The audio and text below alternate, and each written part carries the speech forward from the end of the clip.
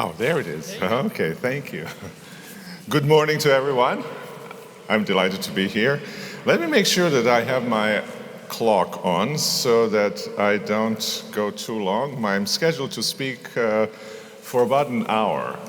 That sounds to me Fidelesque, almost, like Fidel used to give a long talks, or as the long talks used to be given when I was growing up in the communist Yugoslavia. And what used to happen, of course, is everybody would fall asleep. I remember a cartoon toward the end of the time of the communist regime where there's one of these speeches that was being given, but this time the speaker has fallen asleep while giving the speech, because obviously he's made the speech. I don't know how many times he was bored to death about the speech. Now, I'm not going to fall asleep, and I'm not going to let you fall asleep, so my sense is I will try to talk for about maybe 35 minutes or so, and then open it up for comments and questions from you. We'll see how it goes. If I see your heads nodding in sleep before, I'll do something about it. So my topic is the place of religion, role of religion in contemporary societies. In particular, I think my topic, as I see it, is to try to defend, or my purpose is to try to defend the unpopular thesis that in today's scientifically and technologically advanced, that in today's globalized world, we actually need religions, or that religions can have a significant contribution to make. One way one could make this argument is to suggest that people should simply listen to Rumi being recited in such compelling way as his poetry was recited just prior to my coming on the stage, and discover for themselves the power and the significance and importance of religious faith. Let me do a kind of more cerebral rather than aesthetic, artistic approach to this. Now, we all know, it's easy to know and see in what ways religion is a kind of problematic today. What's troubling about religion today? And we can name it fairly easily. Religions are irrational, people say. Religions have been generally either revealed to folks who have lived maybe 2,000 years, maybe more than 2,000 years, some cases less, but nonetheless to the folks who were not particularly educated. And these revealed religion, they seem kind of projections of the desires and of imaginations of a particular time and of particular people. And if those of you who are students of religion, you can kind of trace them back to the historical origins, and you can relativize the world of religion, and then suddenly you ask yourself, what bearing does this have for me today? And so this irrationality of religion, the religions not being having emerged out of deep researched, controlled experiment kinds of situation, makes them irrational. Because religions are irrational, sometimes people say they're also violent. And I think violence of religion is connected to the great extent with the fact that religions have often sacred, and that's in the sense what defines them, sacred at their heart. But sacred is something that's immovable, unquestionable. That is to say, and it stands there as opposed to the profane realities, and makes a claim, and often that claim that in the name of the sacred, violence is being perpetrated in the profane domains. Connected with the idea of sacredness is also the idea that religions are exclusive. Now, religions generally then divide people between us and them. Us, the true believers, us maybe not so true believers, but nonetheless those who belong, and those who do not belong, or those who are not the true believers. This kind of exclusivity of religion seemed to then fly in the face of the pluralism of the world in which we live. And finally, critique of religion is that religions are very hypocritical.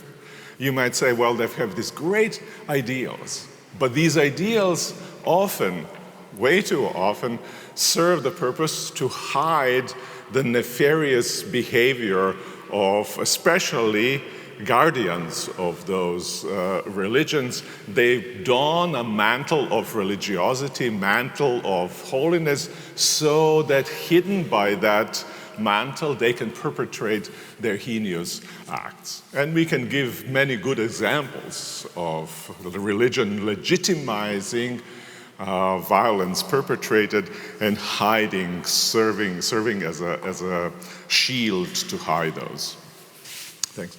Nonetheless, in the world today, a lot of people embrace religions. Now, those of us who live in the Western world, we do not often think of how incredibly alive religions are worldwide. There's a certain Western, if you want, myopia about religion.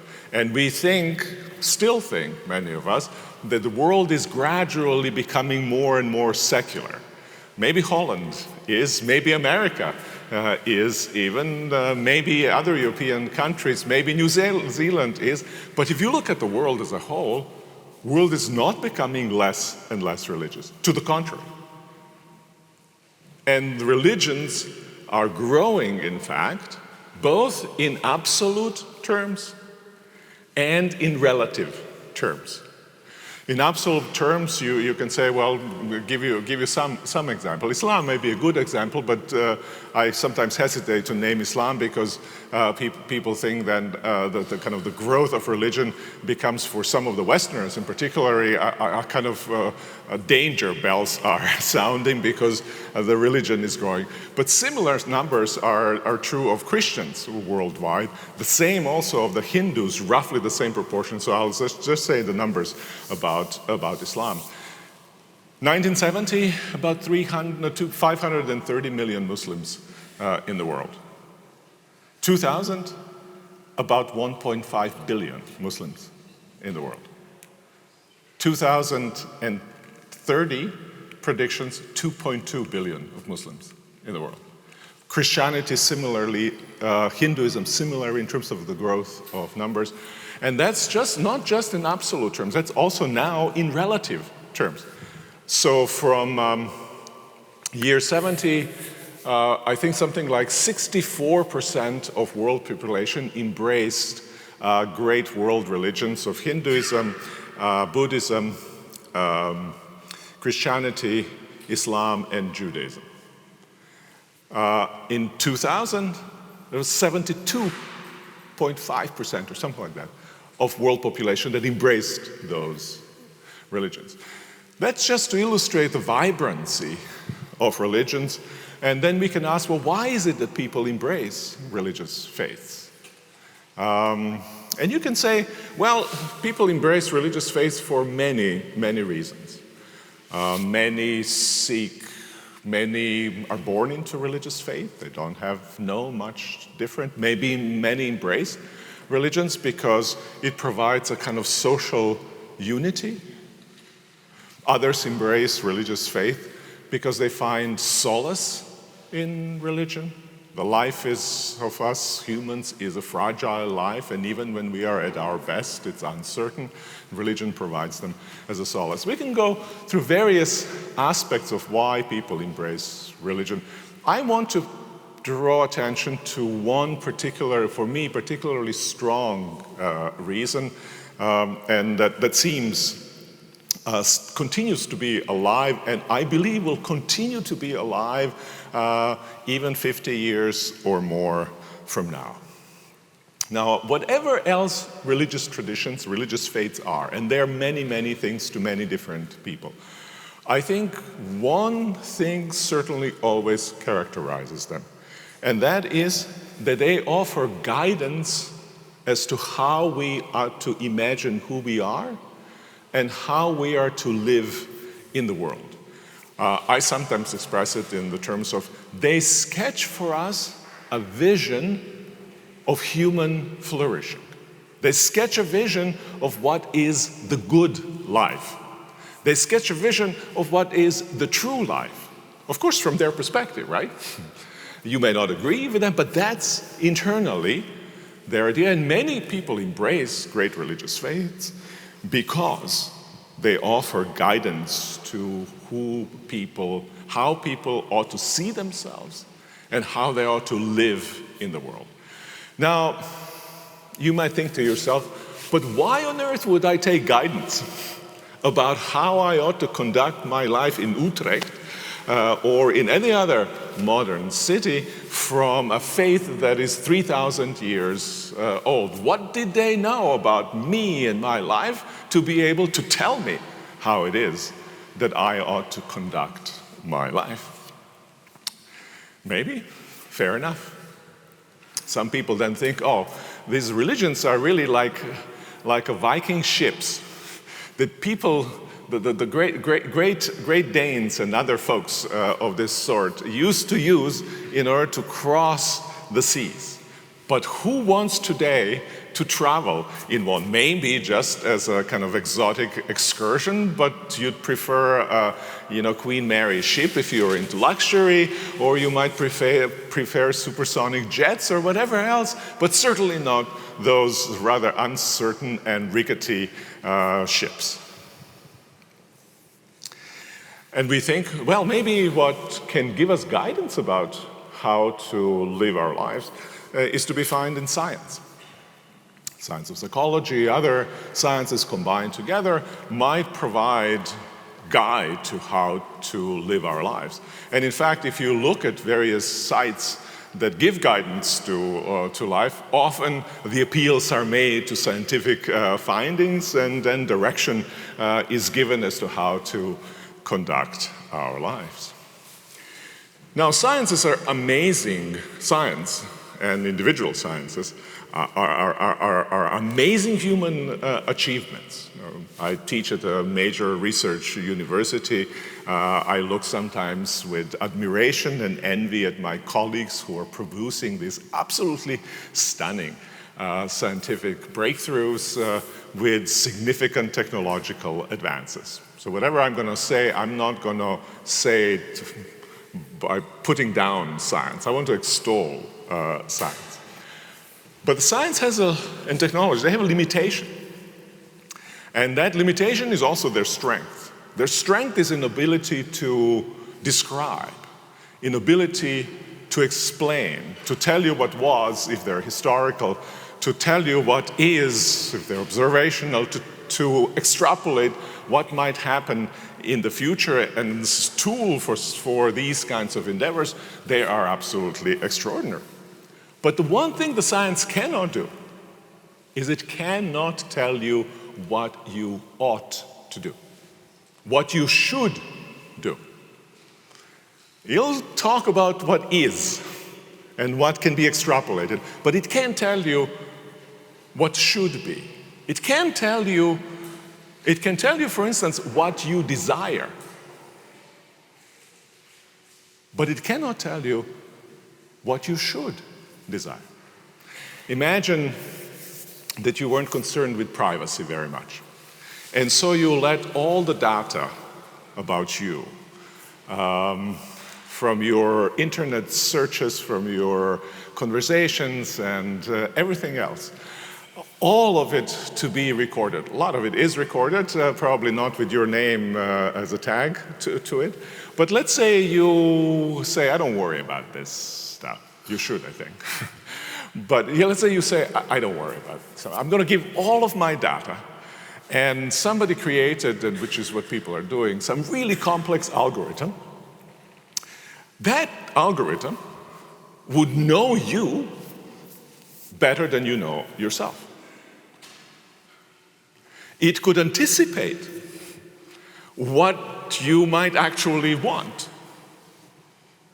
And some people say, well, if you in the future, actually, because those algorithms will know so much about ourselves, we kind of cede the authority over our life to them because they're going to be so much smarter than we are, and therefore will give us good advice. If you want to know who to marry, just let the algorithm run the thing, and they'll give you the profile, and you'd be stupid not to follow algorithms' advice. So matchmaking through algorithm, right? And that may be all true, in fact. But even then, such algorithm can tell you what you will desire, what you will find yourself desiring, but it cannot tell you what you should desire. And it cannot tell you what kind of human being you should be. Now, I think that the question of what kind of human being should I be? Who am I? Who am I in the deep sense of value? What I should desire, or even more precisely, what kinds of things are worthy to be desired? I think that's the most important question of our lives. And that question, you can get helps from science to answer that question, but the science cannot answer that question. Now, great religious traditions have explored just this question for millennia, for centuries. That's at the heart, I believe, of the great world religions.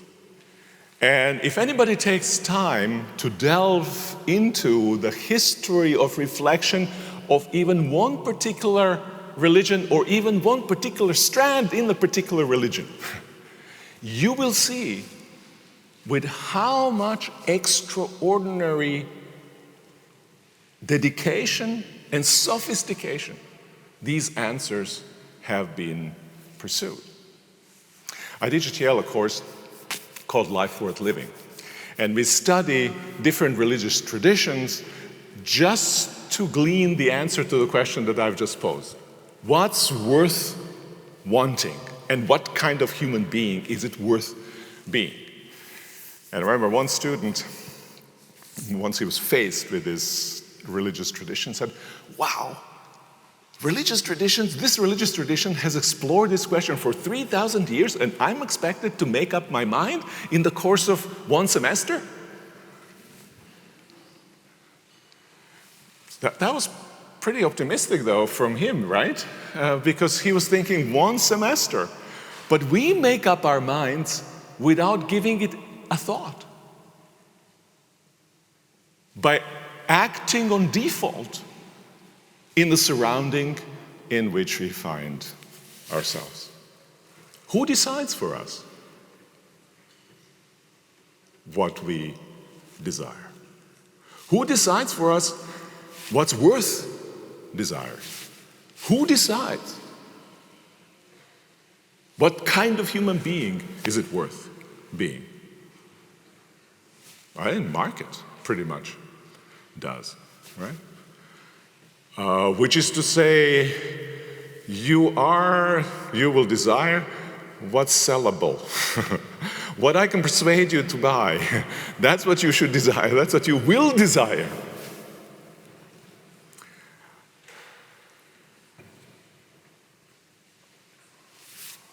Of course, we as human beings have some natural desires that are connected with our survival, with our thriving, but those desires, they tend up to be magnified by the market, and in a competitive situation, they mushroom as this infinity of desire which we can never fully satisfy. The great religious traditions have claimed one thing in common about what's worth desiring. And that is, I'll summarize it with a verse from the Hebrew Bible, which Jesus repeated when after he was fasting for 40 days and was tempted by the Satan. Some of you remember that scene of Jesus' temptation. He was in the wilderness, he fasted for 40 days. The Satan comes to him, and the first thing he tells him, if you're the Son of God, turn these stones into bread. And Jesus responds to him and says, it is written. And he means it's written in the Hebrew Bible. It's written, the human beings do not live by bread alone, but by every word that comes from the mouth of the Lord. Now, I've come to believe that in contemporary societies, we have come to believe, or you can put it this way, that we have massively succumbed, all of us, to the first temptation of Jesus. We have come to believe that we live by bread alone, and we have in fact made turning stones into bread to be the major purpose of our major institutions. That's what economy is for. The state is for the sake of economy, because we live in the market states, so therefore the state is greatly about that. I teach at the university. Universities are also about that. In our personal lives, we're oriented toward making stones into bread. And no wonder that we remain unsatisfied. No amount of bread, however sophisticated, however much better bread is you have than somebody else, no amount of bread and no kind of bread will satisfy our longing, because we do not live by bread alone. In fact, when we live by bread alone, we end up in a very much competitive situation, always hungry, always trying somehow to be better than somebody else, to have better kinds of breads, always looking over the shoulders how others are performing, and this infinity then of mounting desires just underscores how dissatisfied profoundly we are. The great religious traditions, in my case, I'm a Christian, Christian Bible, emphasizes the importance of transcendence in our lives. You know, some people used to think then, okay, so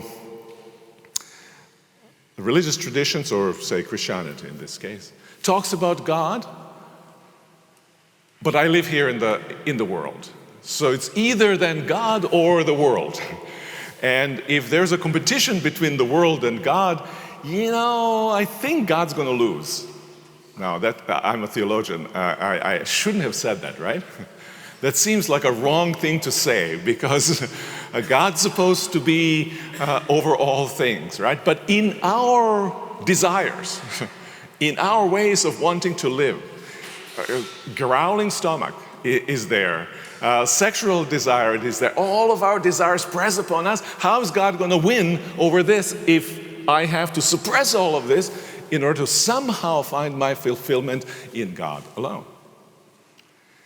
But this is not what the great religious traditions claim. They actually claim that we are material. Many, I'll speak for Christian faith. This is not what Christian faith claims. We are material beings. But that at the same time, we can find our satisfaction in materiality qua materiality. As such, that we have to understand ourselves as those who receive our very being and everything that we have as a gift from God. As a gift from God who is love.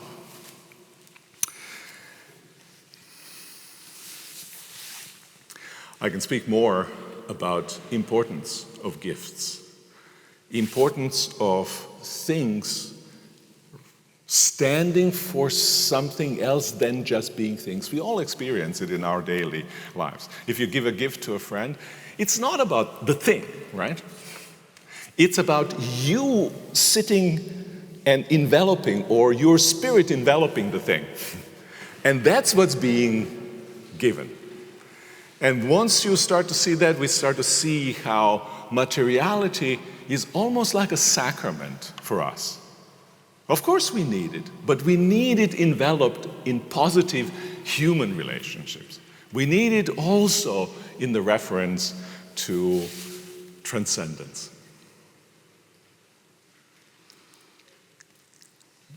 One of the experiences in the competitive environment of our world is that I find myself always contested and undermined, never quite adequate, never quite performing sufficiently well, never quite having enough of things. My existence every morning needs to be justified. We get up in the morning and we look at ourselves in the mirror, and once we look at ourselves in the mirror, what do we see? Well, we see, the thing is, we just don't just see ourselves. We see all the other eyes that are going to fall on my face and my looks and make a judgment as to who I am when I step into the larger environment. Our whole lives are lived in such a way. One of the great gifts of the Christian tradition, I think, is the claim that our existence, just like the existence of the world as a whole, is justified before we even start justifying ourselves. You don't need to justify yourself because you are precious, because you are loved. The only way to justify our lives is by being loved, by being justified. And this is the great, I think, gift of thinking about the world and ourselves as creatures. Because our existence then comes as a gift and is there always already embraced and to be with invitation to be lived out. Now, I've sketched that in the kind of Jewish and Christian tradition, I think to some degree also in the Muslim tradition. Other traditions might look slightly different on this. They may have a slightly different message of the significance of transcendence.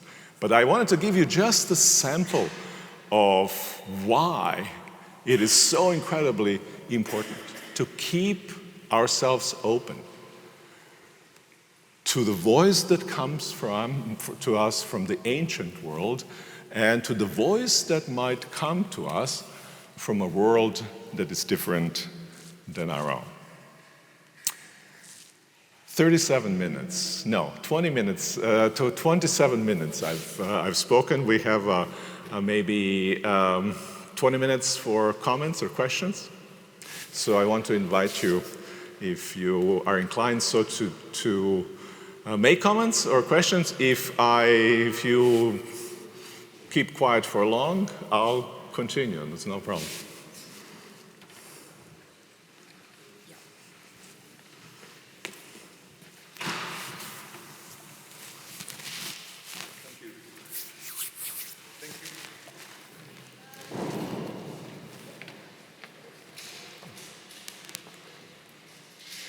Maybe you could come with my microphone to you, and I'll be like Jerry Springer. No, what is it? Or actually,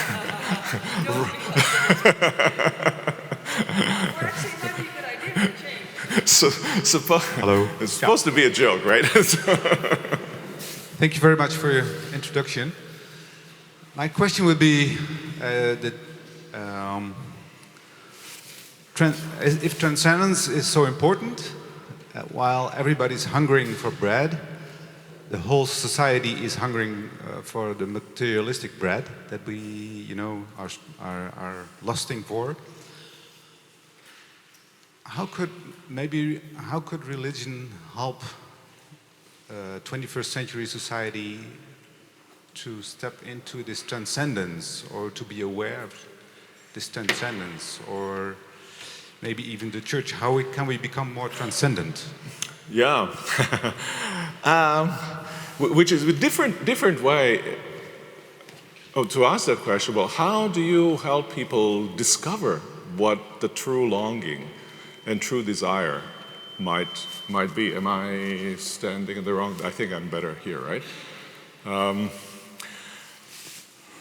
And the complicating factor is that we don't allow ourselves to be bored.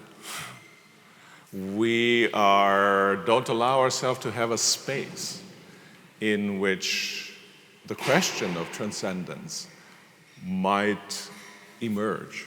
It often comes at us in a soft voice, which the blare of everyday activities tends to suppress.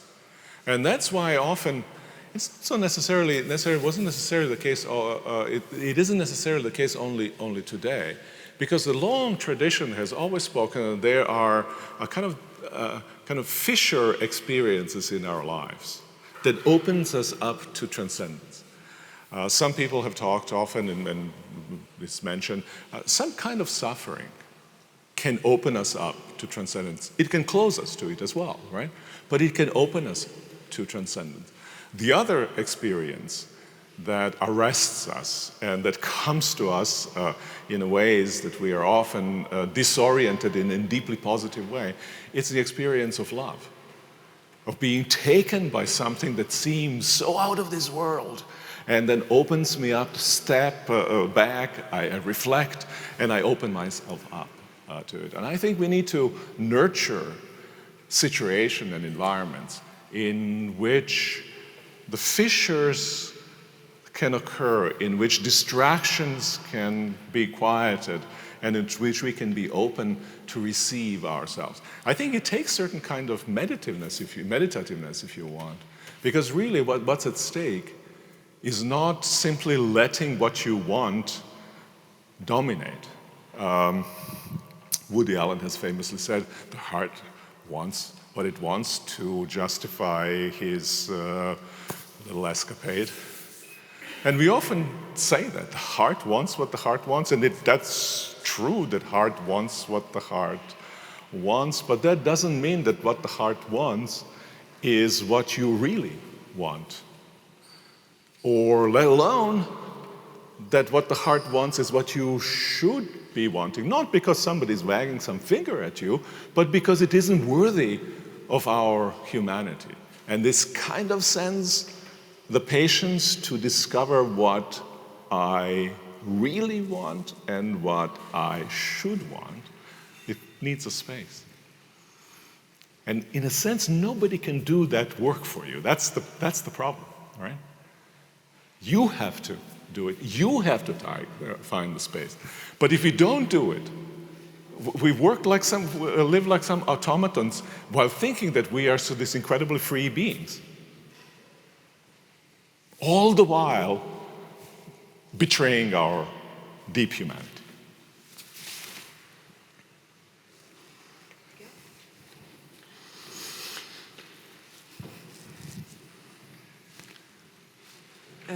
If I do understand, my main existence, my source is love. But what about hate? My fear for evil. What about that? The fear, the hate in the world. Yeah, that's... I can feel my love, but I also feel my anger, my hate. What about that? What's your answer about that?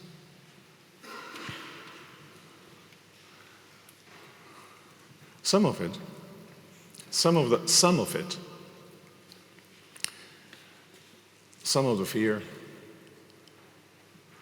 some of the hate is obverse of love. I fear for something that I love, I hate that which threatens the love the object of my love. And so the fundamental question, I think, for us, that's maybe another lecture to give, because there are two fundamental questions of our lives, I believe. One is, what do you love? And which is tied to what I was talking about, namely, what is worthy of loving, of desiring, right? That's the fundamental. But the other fundamental question is, what do you trust? Or what can you trust? What can give existential security to you so that when the objects of your love are threatened, you don't have to be gripped with a kind of incapacitating fear, or that you don't have to be gripped by hatred of that which threatens your loves. Now, fear, certain forms of fear, certain forms of anger, certain forms of hatred are good and important because they are the protective side of investment in that love. But the question is, how do I not be taken over, my whole self, by fear? How do I not be taken over by hatred? How do I not be consumed by anger, but rather can live with confidence, even though I live in a very fragile, threatened kind of a world? And so these two questions, I think, which are actually, in the Christian tradition, one question. And they're a question of God, actually. What do I ultimately trust? What can I ultimately trust? And what is appropriate in the sense of my deep humanity for me to love?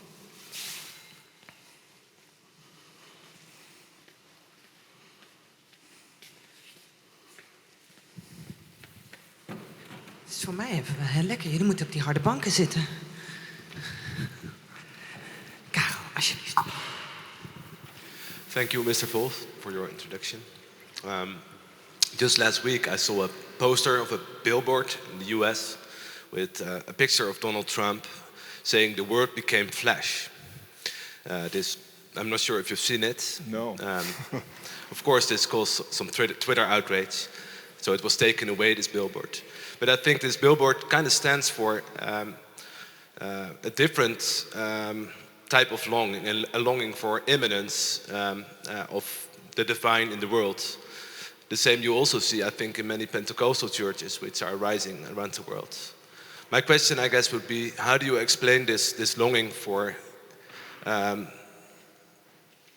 immanence, basically, for the immanence of... do you understand what I mean? Yeah, I think I do. I'm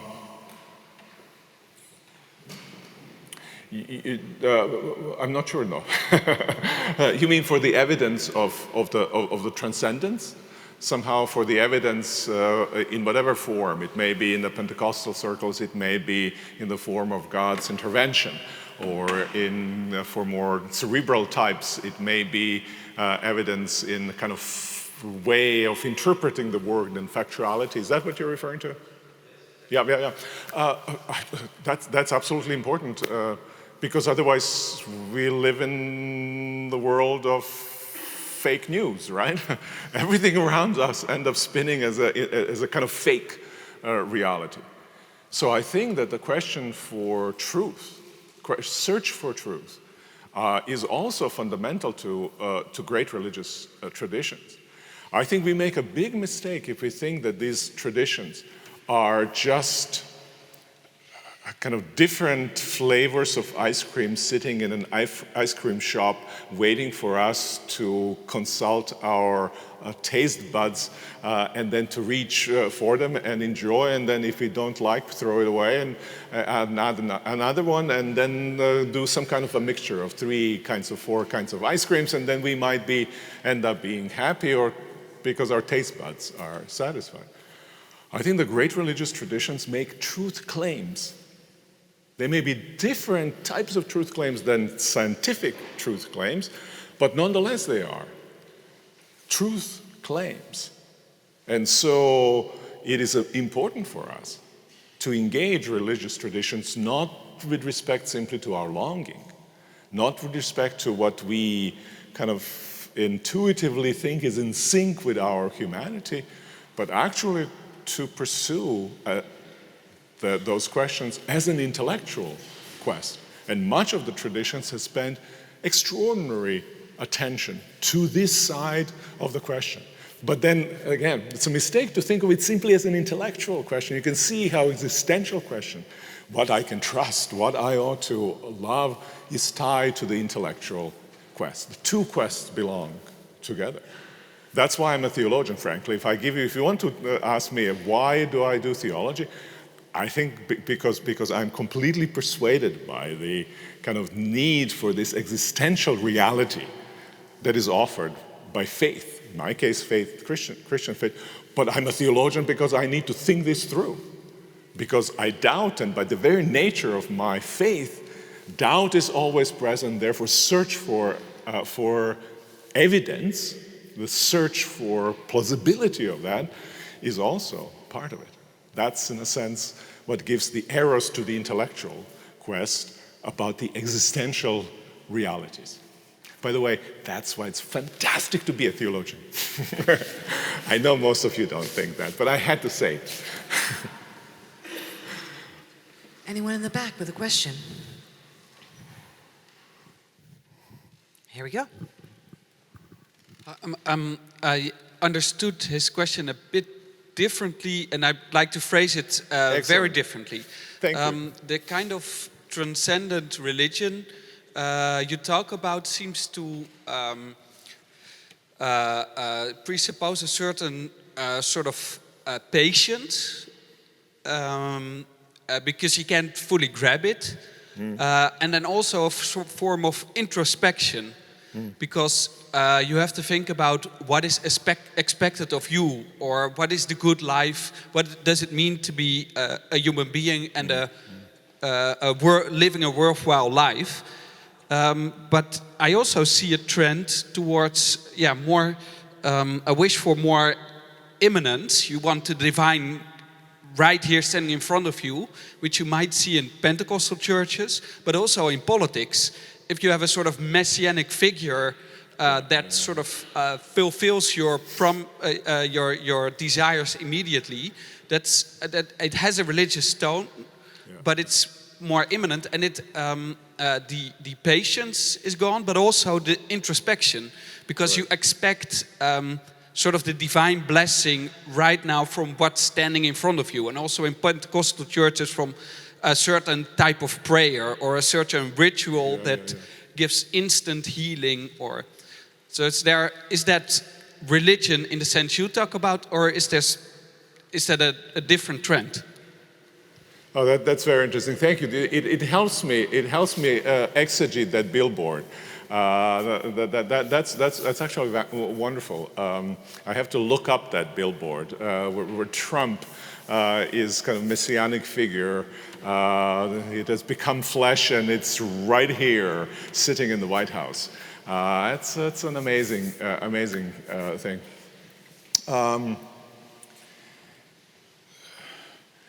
I'm talking about something different, yes. I understand impatience. I feel impatience. We often have things we need done. We feel ill, and we can't get rid of illness, and we are impatient. if I have a stone in my shoe, I'm impatient. I understand that, right?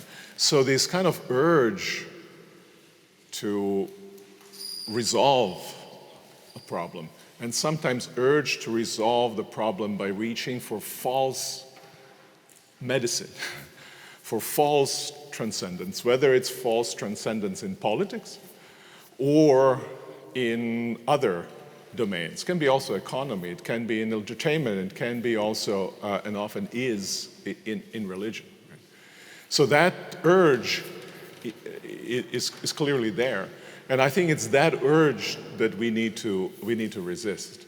And I think by reflection, through reflection, but also to realization of the need for patience, or even to allowing our experience of lack, of tension, to interrogate what it is that we desire, and whether the pain of absence that we feel is actually right pain to be felt, right? Whether the entire imagination about our expectation needs to be changed. And I think that's a very important aspect of religious faith in general, right?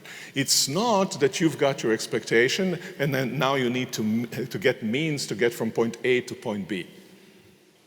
The whole question of recrafting our desires and self-perceptions, of desiring what's truly worthy of being desired, is to interrogate, call into question, not always discard, but often call into question our immediacy of our desires.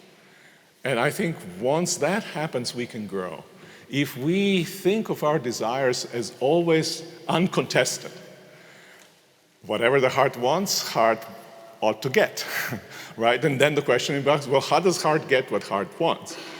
Now, that is a recipe for the betrayal of our humanity, and it happens through politics, it happens through religion, it happens through economy, on all sorts of ways. That precisely needs to be called into question. Trump isn't word become flesh.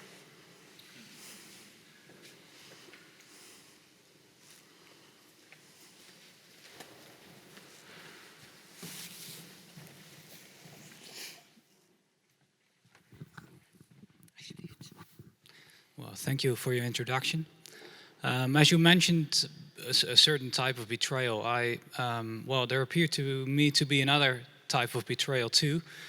Because if I understand you correctly, on the one hand, we have religion that bears a tradition that has been built up over thousands of years and incorporates a whole lot of quests for truth and meaning and so forth of people who are of the same existence as we are, despite being that in a different time.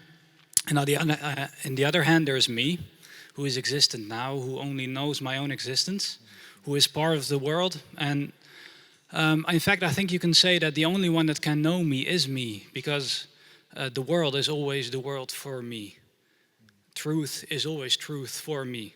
It's always, I always encounter it from my empathy, from my existence, from my awareness, I could say. So if I'm correct, that if I were to use religion in my quest for meaning and truth, I would have to give up my autonomy. I would therefore perhaps have to betray my existence, my humanity. So not humanity in general, but my humanity. And if religion were not to ask that of me, that is to ask me to drop my autonomy, I'd lose its all meaning. So I might as well read a horoscope or buy a fortune cookie to be motivated to search for truth. I hope it feels like a paradox. I hope you understand what I mean to say. No, I very much understand what you mean, and thank you for that question. Because so far what I talked is kind of generic humanity, right? And you rightly draw the attention to that each one of us is a very specific exemplar humanity who through our own situatedness in the world experiences the world and therefore constructs also meaning. And religion then can come from the outside as a form of heteronomy, as something that imposes itself on us, but it's not quite clear how it's true to who I am, right? So it may be, and a lot of people actually feel religion that way, right? They feel it like a straitjacket in which they have to be pressed and therefore deny what they perceive and experience themselves from being. And I think in religious traditions, and again I'll speak of the Christian faith, had different ways of attending to exactly the question that you're asking. How can not only my humanity, but specific form of my humanity be honored in religious experience? You mentioned something, and I think that's a key to your question and to the whole issue that we're discussing. You mentioned something that said only I can know what is within me or who actually I am, right? And therefore can make decisions about my life. I'm not sure that's true. And in many ways, it's obviously true that everything's filtered to my eyes, my senses, my will, my reason. But let me give you an example.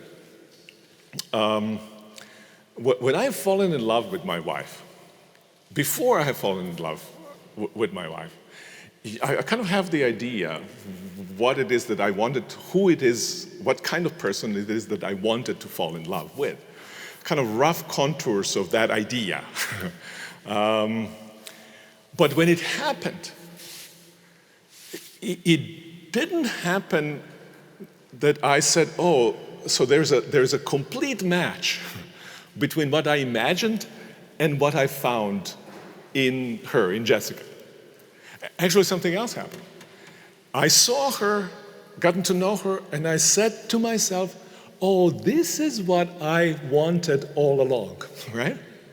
So that the object itself elicited the shape of my desire, rather than I somehow knowing and defining, or I letting myself be analyzed to death by whatever means in order to come in with a perfect image and then needing to match something. I don't think the truth of our existence, and I don't think love comes to us in that way. Rather, it's very much more surprising. It's like, whoa, that's it. Absolutely, that's it. But I would have never put it that way beforehand, right? I think faith comes in such a way. That's in Christian tradition, that's the Advent structure of faith. So that we long, we stretch ourselves, we expect, we hope, but our hope is kind of incoherent always. And letting our hopes be shaped by the right object is really what makes for living kind of in a dynamic, and I think in a true way.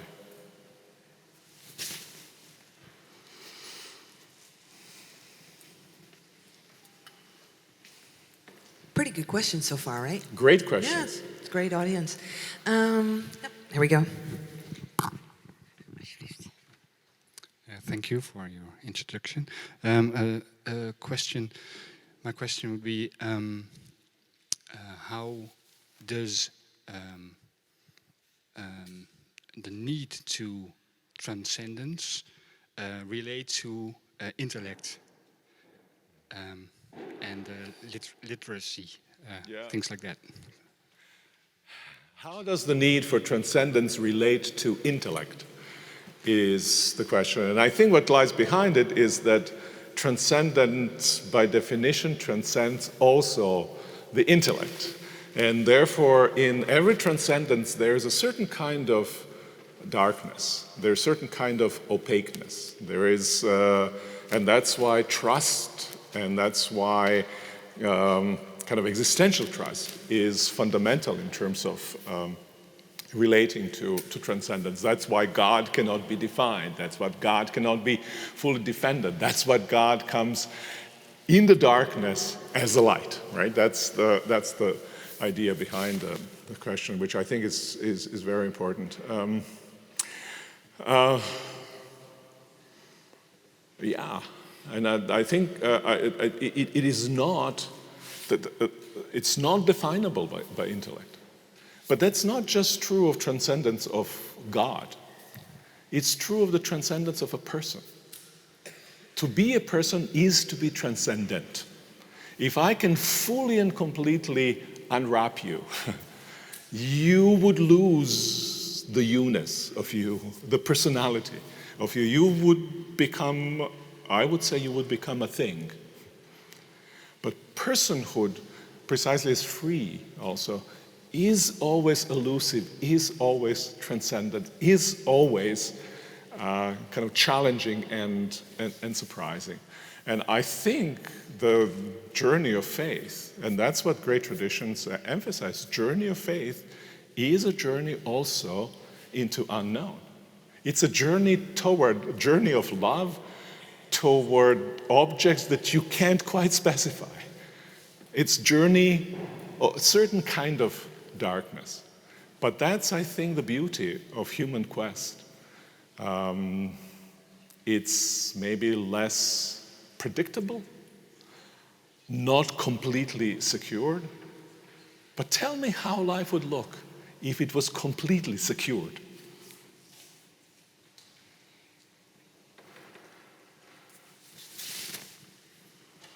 We have time for one last question.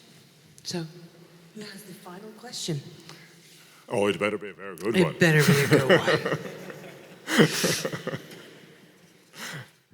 Oh, come on. There are no bad questions. Oh, yes, there we got go. one. There's a brave soldier in the back.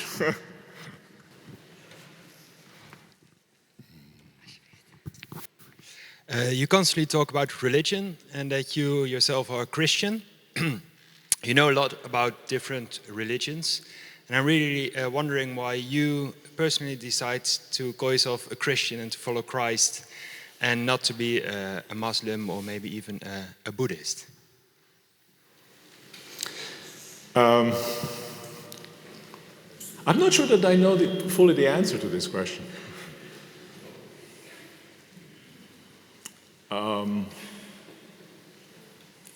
I grew up in a Christian environment. I grew up among people who, frail and imperfect as they were kind of icons of something extremely beautiful and good for me, through whose faces I saw the divine. I saw God. Now, I didn't know that was happening to me. So that I rebelled against faith. I, tried to go my own different way, and all of this seemed to me like quaint and not really important. It's amazing when you think about it, right? I now think I've been seeing the face of God in the face, say, of my nanny. But if you asked me that when I was 15, I would have scoffed at the idea. I would have scoffed at the reality of the experience. So, in other words, I would have thought I experienced something else that I think I actually have. Now, that was then accompanied by quite a bit of study and learning, so I can kind of defend my choice. I can give reasons for my choice. But if I say honestly, I don't mean reasons would be dishonest, but if I tell you what actually led me to faith, it would be the presence of God as I experienced in these people. So for instance, when I imagine God right now, I have a face of the father in the story of the prodigal son. Some of you know that story. But on that, he wears a scarf. He has a face of a woman, and woman with a wrinkled face. and a woman with a little bit of a mustache who looks like a babushka. Because this is how my nanny looked. Now, obviously, I know this is all kind of imaginative portrayal. I can tell you everything about God not actually having face and certainly not having beard or mustache or whatever else. But you see my point, right? So that this deep experience, most of us, when we come to faith because we have seen an exemplar of life, right? And that's connected with this idea that faith entails an existential stance. It's not an intellectual proposition simply. It actually entails shift in the love, what I'm striving for, fundamentally what orients my life, and shift in the trust, what I trust. So it's a fundamentally existential thing. And that's why we need, in a sense, to have embodied exemplars of faith, because we want to know that this is livable faith. Otherwise, we have to make that decision intellectually, whereas if you see it displayed in the life, this is a life, what it means in real life to make this existential commitment. I can now walk that road, I can climb that hill, I can go through that darkness and so forth. That's where the exemplars play an important role, and in my own experience, I've been immensely fortunate to have absolutely stunning people around me. Thank you. Perfect timing. Dames en heren, mag ik u hartelijk applaus voor Miroslav Volf.